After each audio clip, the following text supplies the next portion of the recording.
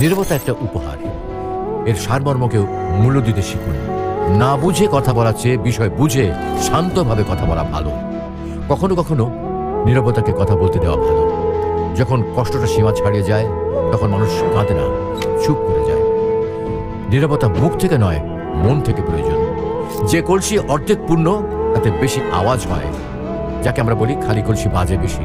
কিন্তু যে কলসি সম্পূর্ণ পূর্ণ থাকে তা কিন্তু আওয়াজ হয় না।